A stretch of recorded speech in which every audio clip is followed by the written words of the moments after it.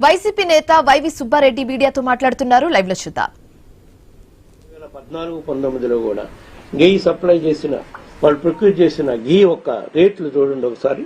276 రూపాయలు, 279 రూపాయలు కిలో, 295 రూపాయలు.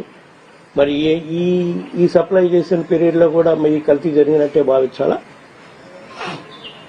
అందుకనే సిట్ విచారణ సమయంలో నేను వాళ్ళని రిక్వెస్ట్ చేశాను, 2 విషయాలు మీరు క్లారిటీగా చెప్పండి అని. మీరు 2014 నుంచి 19 వరకు సప్లైస్ మీదే దృష్టి పెట్టి ఎంక్వైరీ చేస్తున్నారు. మీరు చెప్పేది నిజమైతే, ఈ విధంగా కల్తీ జరుగుతుంటే అంతకుముందు నుంచి కూడా ఉండే ఉంటుంది. సో అంతకుముందు 10 సంవత్సరాలు 15 సంవత్సరాలు, మరి ముఖ్యంగా 2014 నుంచి 19 పీరియడ్లో కూడా ఇదే మాదిరిగా రేట్లు కొన్నారు కాబట్టి అప్పటి నుంచి కూడా సప్లై చేసిన వాటిపై కూడా ఎంక్వైరీ చేయాలని చెప్పి డిమాండ్ చేయడం జరిగింది. అప్పుడు ఏ ప్రభుత్వం అన్నా ఉందండి.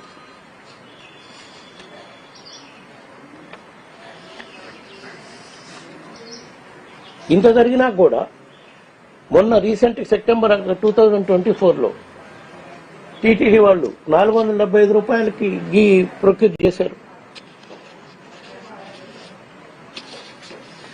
అది కూడా కల్తీ జరిగిందంట. కల్తీ నేయనంటారా? టీటీడీ కార్యక్రమాల నుంచి ఆర్థికంగా లాభపడాలని, అందులో అవినీతి చేయాలన్న తలంపు కానీ ఆలోచన కానీ నాకు ఏ రోజు నాకు కానీ నా కుటుంబ సభ్యులకు కానీ లేనే లేదు. అలాంటి ఊహ కూడా ఏ రోజు నాకు రాలేదు. చేసుకోవాలన్న ఆలోచన కూడా నాకు ఏ రోజు రాలేదు.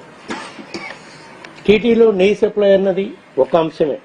ఇవి కాకుండా టీటీలో విలువైన పనులకు, వివిధ సప్లైల కోసం 100 కోట్ల విలువైన టెండర్లు, కాంట్రాక్టుల కోసం ప్రతి సంవత్సరం ఖర్చులు పెడుతూ ఉంటారు. కానీ వాటిపై కూడా ఎక్కడ నాపై ఒక ఆరోపణ ఇప్పటి వరకు లేదు.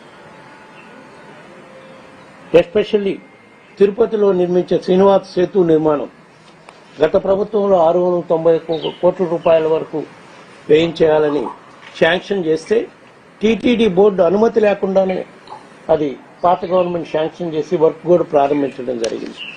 మా ప్రభుత్వం వచ్చినాక 2019 ఎలక్షన్స్ కు ముందు 6 నెలల ముందు ఏవో స్టార్ట్ చేశారు. మా ప్రభుత్వం వచ్చినాక దాన్ని మొత్తం రివ్యూ చేసి ఆ కాస్ట్ సుమారుగా 50 నుంచి 70 కోట్ల వరకు తగ్గించాం.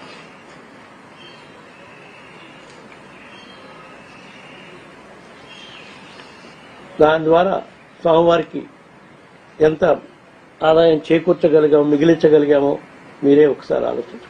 సుమారుగా ఐ థింక్ 690 నుంచి 510 కోట్లకు 20 కోట్లకు తగ్గించాం. ఎస్టిమేట్స్ అన్ని నాకు అందుబాటులో లేవు. అయినా సరే మా మీద ఈ విధమైన నిందలేస్తున్నారు. అదేవిధంగా ఎస్ బ్యాంక్ విషయం, చంద్రబాబు గారి ప్రభుత్వంలో 2014-19 మధ్యలో 1200 కోట్ల రూపాయల భక్తులు కానుకగా ఇచ్చిన డబ్బుని ప్రైవేట్ బ్యాంకులో డిపాజిట్ చేశారు.